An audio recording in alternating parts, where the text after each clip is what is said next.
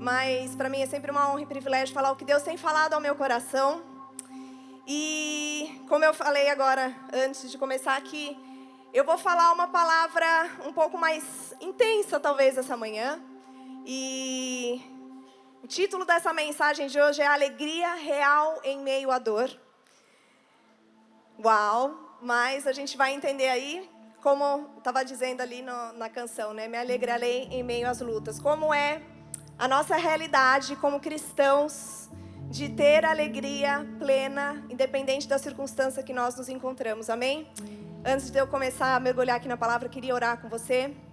Senhor, obrigada por essa tarde, por essa palavra, Pai, que o Senhor colocou no meu coração. Eu espero que ela possa ser um sopro divino no coração e nos pulmões, ó Deus, de cada pessoa que está nesse lugar, ó Pai. Que o Senhor realmente venha falar aquilo que o Senhor precisa falar para nós, revelar as Tuas verdades, ó Deus. Não deixa que nada, nenhum empecilho, nenhum problema possa atrapalhar nossa concentração nesse momento, que é ouvir a Tua voz. Essa é a nossa oração em nome de Jesus. Amém e amém. Estou um pouco fanha, esqueci de pegar meu papel, depois alguém me arruma. Que se eu começar a escorrer aqui vai ficar feio, né, gente? Mas está tudo certo. Tem alguém que não está doente nesse outono ainda? Em nome de Jesus, ninguém mais vai ficar. Estão, né? Vamos agarrar aí em nome de Jesus. Mas eu queria falar sobre essa questão do sofrer, né? Da dor. Quem já sofreu? Obrigada, meu amor. Já acabou, é um só. Quem já sofreu, então? Eu não vi as mãos. Ixi, tem gente que não sofreu ainda, gente. Várias pessoas não levantaram. Então, ou você é muito novo, ou você é muito otimista. Brincadeira. Mas uma coisa é certa, gente. Passaremos por sofrimentos nessa vida, não é verdade? Até o dia que o Senhor nos levar. E, realmente, esse é um assunto que talvez seja um pouco desconfortável para se falar, mas desde o início do ano, Deus tem falado muito ao meu coração. E eu lembro que no dia de bênção, no dia que a gente pôde ungir cada pessoa, eu lembro que Deus ministrou muito forte isso ao meu coração. E Ele falou: filho, eu quero que você ore pelas pessoas, para elas receberem esse ano a minha alegria.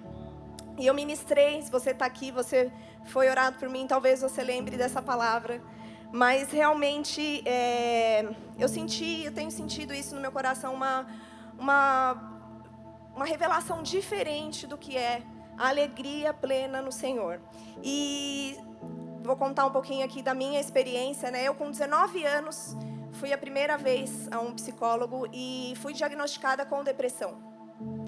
E muitas vezes a gente recebe um diagnóstico e isso esclarece tantas coisas, né, para nós. Às vezes você sofre tanto na infância, tantas coisas. Eu lembro que eu era uma menina muito difícil. Minha mãe está aqui na primeira fileira, ela não vai poder mentir, né, mãe? Você sabe quanto que ela penou. Eu era difícil, era teimosa, eu sofria muito. E hoje eu tenho um mini eu na minha casa também. Mas é assim, a vida vai passando, né? E a gente vai amadurecendo, vai entendendo. Mas eu lembro que era uma luta dentro de mim, porque ao mesmo tempo que eu era muito pessimista para algumas coisas, né, era triste para algumas coisas, uma alegria invadiu meu coração. Eu sempre fui uma pessoa brincalhona, que viu um senso de humor assim nas coisas. Eu gosto de fazer piada, enfim, em qualquer circunstância. E aí isso, Deus foi realmente falando, me revelando, né, que independente das coisas que nós passamos com esse nosso corpo humano aqui, né, nós temos o nosso sistema nervoso, temos os nossos órgãos, às vezes eles adoecem, nós passamos por situações, mas nada disso pode tirar a nossa essência de como filhos de Deus, nós temos uma alegria que vem dele, é uma alegria sobrenatural, uma alegria que não depende das nossas circunstâncias ou qualquer fase da vida que nós estamos vivendo. E eu queria ler aqui algumas definições que eu encontrei no Google para a gente sobre alegria. E está dizendo assim: a alegria é caracterizada por ser um estado emocional agradável, no qual a sensação de prazer, satisfação, gratificação e bem-estar. Por ser uma emoção bastante agradável, acaba sendo a principal emoção que as pessoas buscam em suas vidas. Não é verdade? Quantas pessoas buscam a alegria, né? E buscam muitas vezes em muitos lugares que realmente dão um prazer, mas é um prazer momentâneo, não é um prazer que satisfaz realmente a alma. Significado aqui da alegria na Bíblia agora, na versão de como a Bíblia vê a alegria. A alegria ela é compreendida aqui como uma emoção que se apodera do ser humano de maneira integral. Expressa as atitudes públicas e individuais da grata alegria diante de Deus, pelos seus feitos em favor de seus filhos e filhas. Agora a gente está chegando mais do que eu quero trazer. E aí eu quero dizer aqui o que Jesus falou sobre a alegria. Jesus ele ensina aos seus discípulos a guardar os mandamentos, porque ele sabe que ao seguirmos o seu exemplo, começaremos a sentir alegria, e ao seguirmos os seus caminhos, chegaremos à plenitude da alegria. Ele explica lá em João 15, 9 e 11, diz assim: como o Pai me amou, assim eu os amei. Permaneçam no meu amor. Se vocês obedecerem aos meus mandamentos, permanecerão no meu amor, assim como tenho obedecido aos mandamentos de meu Pai, e em seu amor permaneço.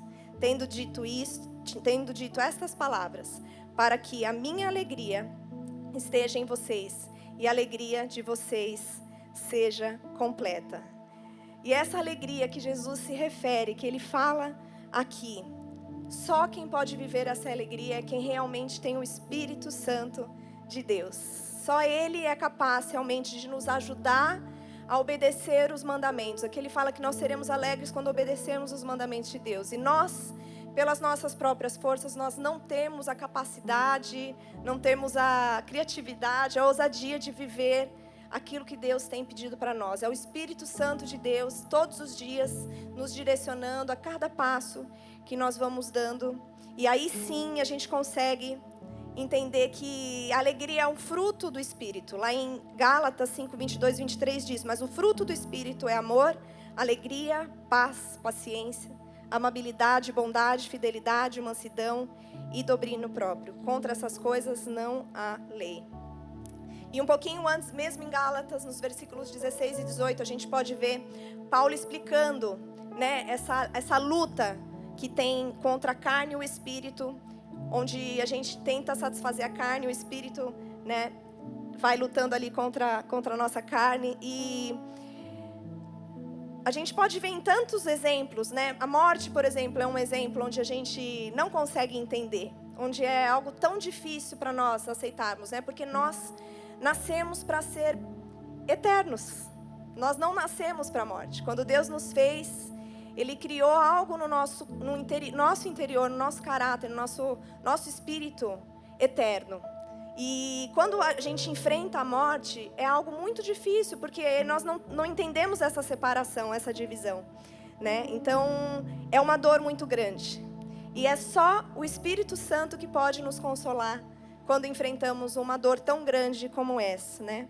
A dor, ela é a consequência do pecado no mundo. Antes do pecado entrar, não existia dor. E é uma promessa que nós temos de que quando nós formos aos céus, viver eternamente com o nosso Pai, ali não haverá nem dor, nem lágrima, nem choro. A gente anseia por esse momento, mas enquanto isso, nós seremos um povo conhecidos por ser um povo feliz, um povo alegre, um povo que passa, sim, por tantas lutas e aflições, mas que a gente tem uma graça onde a gente alcança pessoas com essa nossa alegria vinda dele, amém?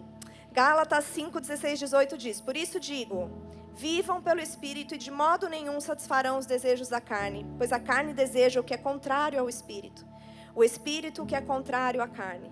Eles estão em conflito um com o outro, de modo que vocês não fazem o que desejam. Mas se vocês são guiados pelo Espírito, não estão debaixo da lei. E realmente eu queria que a gente mergulhasse agora, entendendo que, como fizemos alguns minutos atrás, né? Quando nós estamos passando por situações difíceis, de dor, desafiadoras, a gente tem um trono do nosso Pai, onde a gente pode se achegar e a gente pode fazer os nossos pedidos. E Ele escuta o nosso clamor. Muitas vezes a gente não consegue perceber, não consegue sentir. A gente é muito assim, né? A gente quer sentir as coisas, a gente tem, né, quer ter aquela sensação de alívio, de alegria.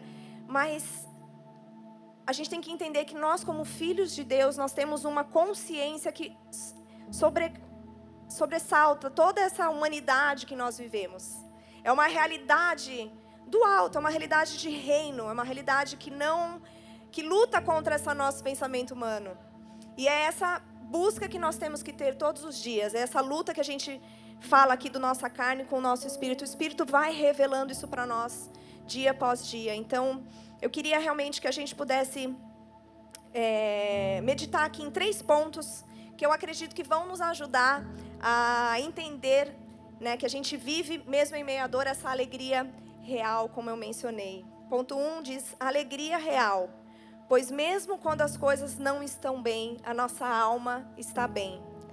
E tem um hino que foi traduzido, em inglês fala It is well with my soul, que é está tudo bem com a minha alma, mas ele foi traduzido para sou feliz com Jesus. E eu queria contar um pouquinho da história desse hino. Talvez você já é da velha guarda, aí você conhece esse hino. Algumas poucas pessoas, quase ninguém. Talvez se a gente cantar depois, talvez você vai lembrar. Vamos ver. Mas esse hino ele foi escrito por Horatio G. Spafford, que ele era um advogado de Chicago, um americano. Você deve estar pensando que para escrever um hino com o título de Sou Feliz, o autor devia ser um homem rico e estava passando por um momento maravilhoso e com tudo dando certo em sua vida. Mas esta frase, que está lá na letra, se dor é mais forte sofrer, sou feliz com Jesus, mostra algo totalmente diferente. Eis a verdadeira história. Horatio Gates Spafford, gente, vou ler os nomes aqui, se estiver errado, vocês me perdoem. Casou-se com uma jovem chamada Anna Tuben Larsen. Em 1870, Horatio e Anna já tinham um filho chamado Horatio e 3 filhas chamadas Anne, Maggie e Bessie. Mais tarde teria uma outra filha chamada Taneta. Neste mesmo ano de 1870, seu filho de apenas 4 anos morreu em consequência de uma febre muito forte. E a família Spafford sofreu seu primeiro impacto. No dia 9 de outubro de 1871, acontece um dos maiores incêndios da história dos Estados Unidos. Este incêndio matou cerca de 250 pessoas e deixando quase 90 mil pessoas desabrigadas. Horatio teve uma grande perda financeira por causa do incêndio que destruiu cerca de 1/3 da cidade. Mesmo assim, ele e a sua esposa trabalharam intensamente durante 2 anos, ajudando as vítimas a reestruturarem suas vidas. Horatio era amigo do grande evangelista Dwight Moody, que também morava em Chicago, e em 1873, Horatio e sua esposa decidiram ir até a Europa, onde iriam encontrar Dwight, em uma das suas cruzadas evangelísticas. Planejavam também visitar a Europa continental. Toda a família viajou para Nova York para então pegar o navio. Mas um compromisso no último momento o impediu de viajar. Então ele enviou a sua esposa e as suas 4 filhas na frente no navio. E ele iria encontrá-las assim que pudesse. Então no final de novembro de 1873, o navio partiu para a Europa, com Ana, as 4 filhas do casal e mais aproximadamente 310 passageiros. E Horatio voltou para Chicago. Então acontece uma tragédia. Na madrugada do dia 22 de novembro de 1873, no Atlântico Norte, o navio em que a família de Horatio estava se chocou com outro navio inglês e afundou em apenas 12 minutos. 226 pessoas morreram neste naufrágio, incluindo as 4 filhas de Horatio. Somente 90 pessoas sobreviveram, entre elas Anna Spafford, logo que chegou a um lugar seguro após ter sido resgatada. Anna enviou um bilhete no dia 1º de dezembro para seu marido com uma triste mensagem: salva, porém só. Imediatamente, Horatio pegou um navio e foi ao encontro de sua esposa. Em um momento da sua viagem, Spafford foi avisado que estava passando perto do local onde as suas filhas haviam morrido no acidente e se sentiu profundamente comovido. Ele então voltou para a sua cabine e começou a escrever: se paz a mais doce me deres gozar, se dor a mais forte sofrer, ó seja o que for, tu me fazes saber que feliz com Jesus sempre sou. Esse hino ele foi escrito em um momento de muita dor, mas ao mesmo tempo foi um momento onde ele pôde sentir um conforto e uma paz inexplicáveis. Essa paz que excede realmente todo entendimento humano, que só Cristo pode nos dar. Lá em João 14:27 diz: deixo-vos a paz, a minha paz vos dou, não vou-la dou como o mundo dá, não se turbe o vosso coração, nem se atemorize. E eu queria ler aqui pra gente o hino. Vamos ler ou vamos cantar? O que vocês acham? Vou tentar, gente. Estou toda horrível aqui. Se paz a mais doce eu me deres gozar,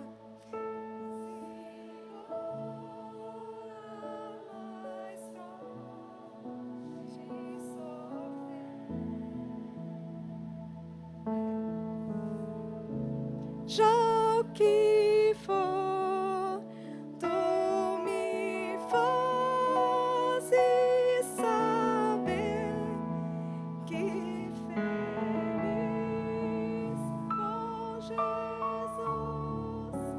sempre sou. Tá bom, gente, senão eu vou me acabar aqui de chorar.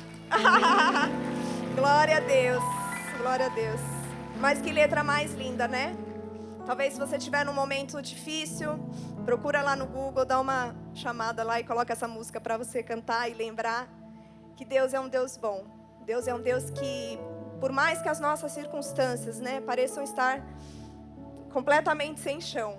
Eu sendo mãe, eu nem me imagino sem meus filhos, mas eu consigo me imaginar nessa paz que Ele dá. E ponto 2 dessa mensagem, a gente pode ter alegria real, pois temos a esperança da reconstrução. O que é ter essa esperança da reconstrução? As coisas podem realmente ter acabado, a gente não vê mais sinal de vida, a gente está assim no fundo do poço, mas a gente tem um sentimento, uma certeza de que Deus vai reconstruir algo na gente. Ele não quer destruir as nossas vidas, Ele não tem. Quem veio para matar, roubar e destruir, sim, foi o inimigo. E muitas vezes a gente começa a acreditar nas mentiras que o inimigo vem nos contar.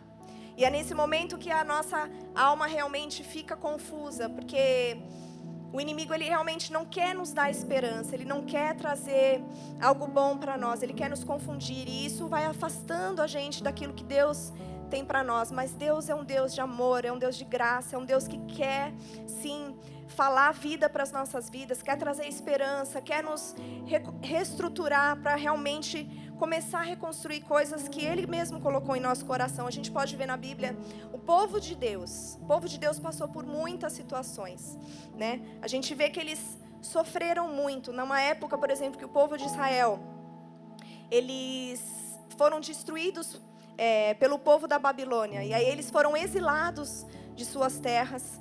E a gente pode ver lá no Salmos 126, um cântico de peregrinação. Se você for ler as passagens dos Salmos são canções, são letras que as pessoas compunham para vir no templo e adorar ao Senhor e cantar ao Senhor. E a gente pode ver diversos salmos onde seus autores ali derramam realmente as suas almas. Eles falam de coisas muito tristes, eles falam para derrotar os inimigos, para acabar com eles. Por que o Senhor está fazendo isso comigo? É como assim, aquela oração que a gente não tem coragem de fazer na frente de ninguém, mas a gente faz dentro do nosso quarto. Sabe quando você está assim no trabalho e você ora e fala assim: ai, Senhor, acaba com aquele chefe, ninguém pode me ouvir, mas... Sabe assim, aquela coisa que você fala assim, que é da nossa humanidade? Quem já fez uma oração assim, gente? Todo mundo já fez, em algum momento, né?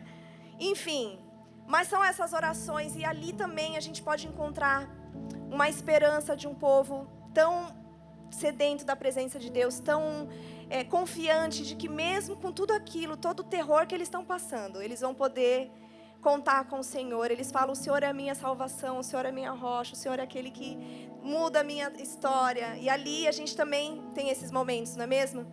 E eu queria ler esse Salmo 126, de 1 a 6, que diz assim: parecia um sonho, bom demais para ser verdade. O Eterno trouxe de volta os exilados de Sião.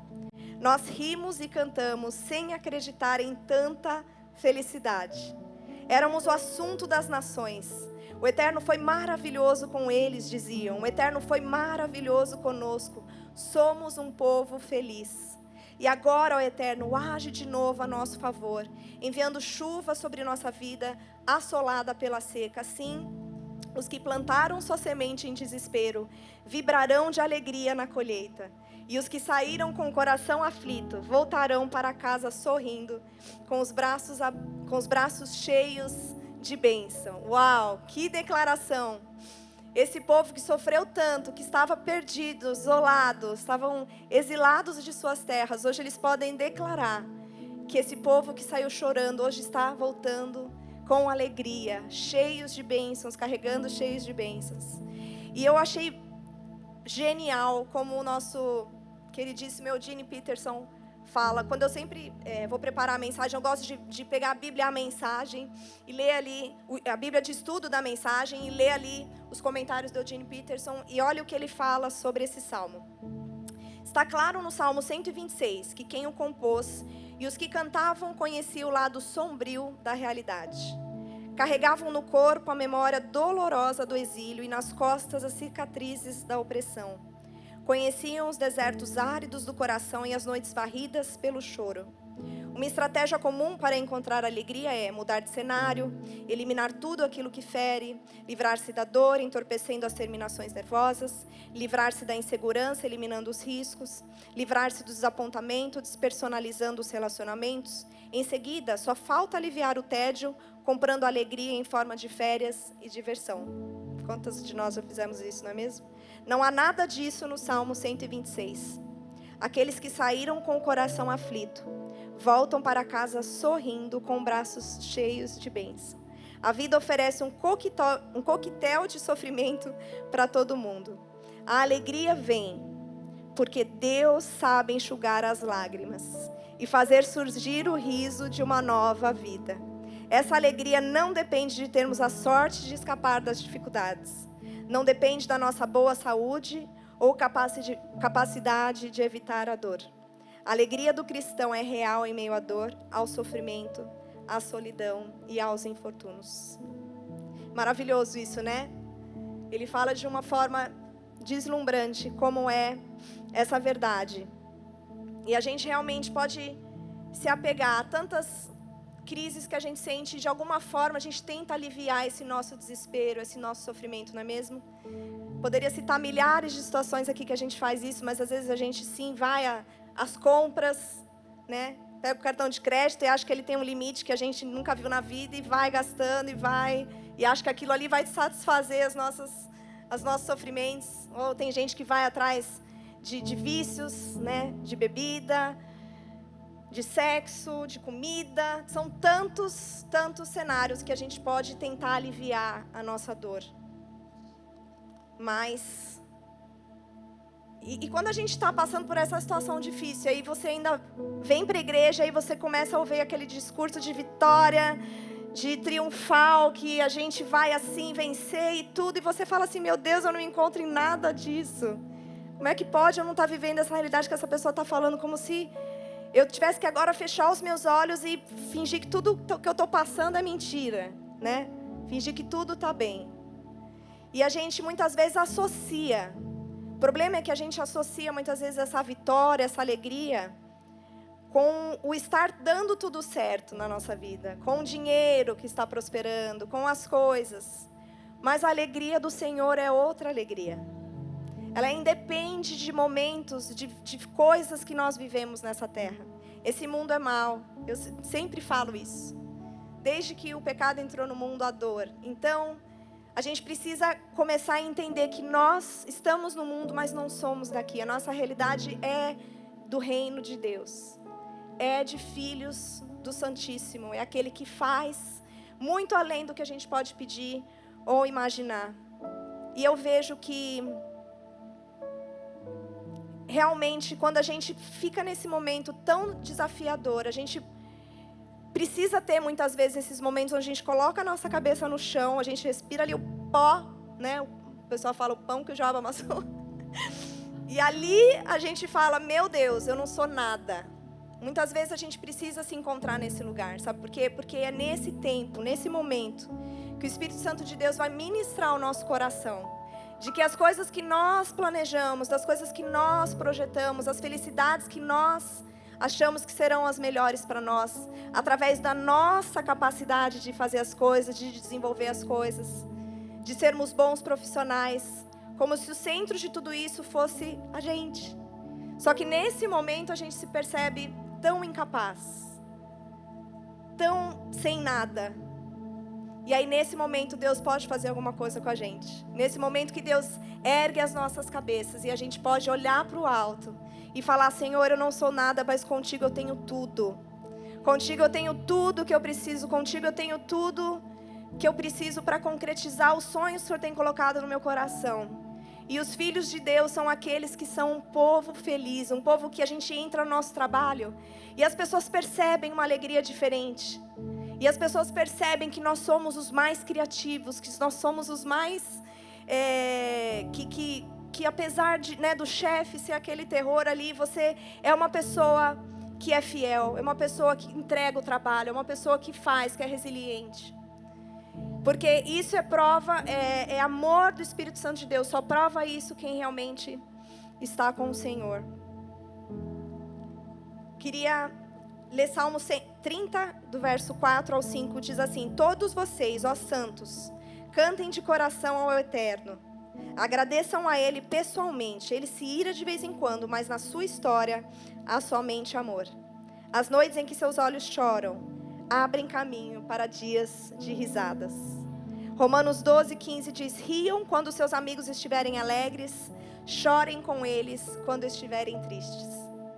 Eclesiastes 3:4 diz: há tempo certo para todas as coisas, há tempo de chorar e tempo de rir, tempo de prantear e tempo de dançar. Não é para a gente inventar que sempre tudo está bem. Aqui a Bíblia fala que a gente precisa ter um tempo de chorar, mas também tem um tempo de sorrir, um tempo de se alegrar, um tempo de dançar. Muitas vezes a gente se perde nisso e acaba que o tempo fica muito longo no choro, né? Aí a palavra diz: o choro pode durar uma noite, mas a alegria vem pela manhã. Porque essa é a realidade que nós vivemos. A gente vai sim poder chorar, mas a alegria vai vir. Essa é a nossa confiança no Senhor. E até Jesus chorou, né? Lá em João 11:33-36 diz: quando Jesus a viu chorando e os judeus chorando com ela, sentiu grande indignação e perguntou: onde vocês o puseram? Senhor, vem ver, disseram. Naquele momento, Jesus chorou. Os judeus disseram: ele o amava muito. A gente chora porque a gente ama muito. Aqui nessa passagem é Jesus perguntando de Lázaro, sabia que ele tinha morrido. E mesmo ele já sabendo que ele ressuscitaria Lázaro, ele também tirou um momento para chorar a perda daquele querido e viu o sofrimento de quem estava junto. E ele, por amar tanto e ver tanto aquele sofrimento daqueles que estavam ali ao redor desse sepultamento, ele também chorou. Ele ama aquelas pessoas. E ele, quando vê você e eu no nosso quarto, quando ele vê você e eu sofrendo, ele sofre junto conosco. Mas ele sabe que esse choro vai durar uma noite, porque ele vai trazer a alegria também. E terceiro ponto, nosso último ponto: a nossa alegria é real, pois o Espírito Santo vive em nós. Eu vou contar uma história para vocês que foi muito incrível.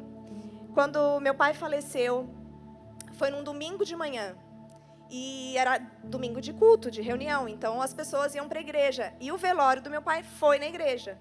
Muita gente sabia, fomos avisando todo mundo que era para ir lá no velório, mas muita gente também não sabia. Então imagina você chegar na igreja e ter um caixão aqui na frente. Foi isso que aconteceu.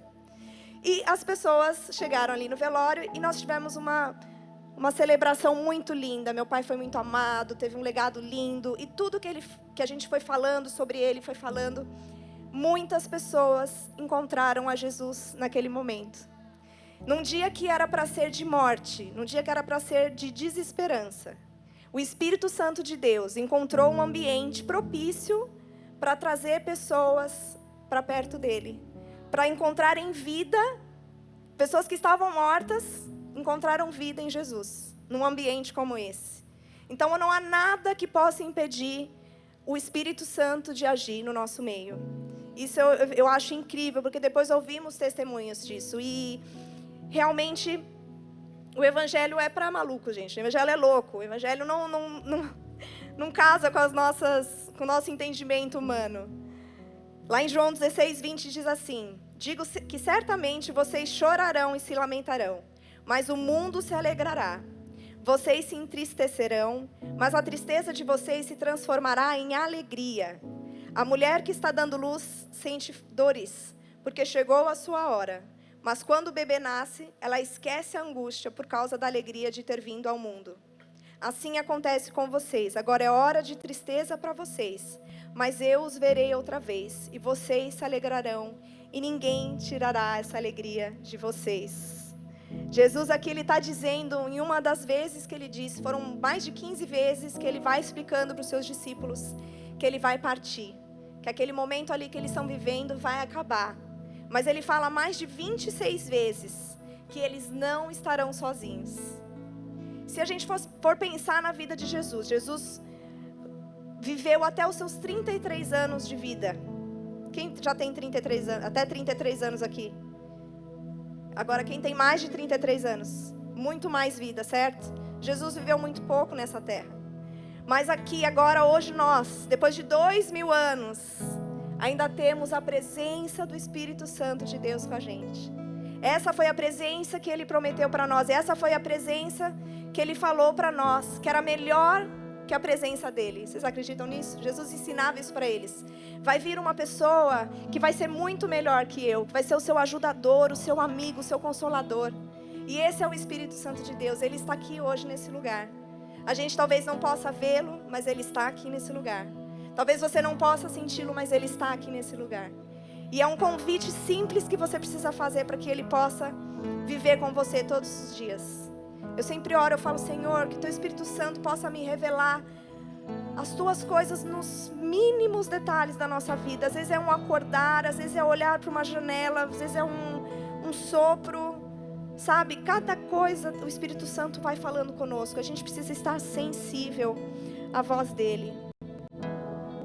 Realmente eu queria que a gente, como povo de Deus, se você entende que você é filho de Deus, se você foi escolhido por Deus para estar nesse momento que você vive nessa terra, se você crê que você é filho de Deus, você faz parte do povo de Deus, e eu quero realmente que a gente possa viver com essa autoridade de filhos de Deus, que a gente possa entender que a nossa realidade é diferente, porque nós somos filhos de Deus. Ele nos dá essa alegria que é inexplicável. Mesmo em momentos de provação, mesmo em momentos de dor, Ele vai trazer palavras de sabedoria, palavras de graça. Busca o Espírito Santo de Deus. Ele está disponível, Ele está disposto. A cada coisa que você fizer, fique sensível. Ele quer falar com você. E eu queria que a gente se colocasse de pé para ler um verso junto, que está lá em Isaías 61. E o profeta Isaías, ele foi uma pessoa maravilhosa para o povo de Deus. Ele foi alguém que foi instruir sábios, que ele foi instruir reis. E ele falava sobre as verdades de Deus para aquele povo. E tem um momento onde ele ministra essas palavras aqui. E ele fala sobre o povo. E eu queria que vocês lessem agora junto comigo essas palavras. E você colocasse o seu nome nesse lugar aqui. É como se você estivesse declarando isso para a sua vida. Amém? Vamos ler juntos. O Espírito do Soberano, juntos. O Senhor está sobre mim, porque o Senhor ungiu-me para levar boas notícias aos pobres. Enviou-me para cuidar dos que estão com o coração quebrantado, anunciar liberdade aos cativos e libertação das trevas aos prisioneiros, para proclamar o ano da bondade do Senhor e o dia da vingança do nosso Deus, para consolar todos que andam tristes e dar a todos os que choram em Sião, em São Paulo, uma bela coroa em vez de cinzas, o óleo da alegria em vez de pranto, e um manto de louvor em vez de espírito deprimido. Eles serão chamados carvalhos de justiça, plantio do Senhor, para a manifestação da sua glória. Ele reconstruirá. as velhas ruínas e restaurarão os antigos escombros. Renovarão as cidades arruinadas, que têm sido devastadas de geração em geração. Gente de fora vai pastorear os rebanhos de vocês. Estrangeiros trabalharão em seus campos e vinhas. Mas vocês serão chamados sacerdotes do Senhor, ministros do nosso Deus. Vocês se alimentarão das riquezas das nações, e do que era orgulho delas, vocês se orgulharão.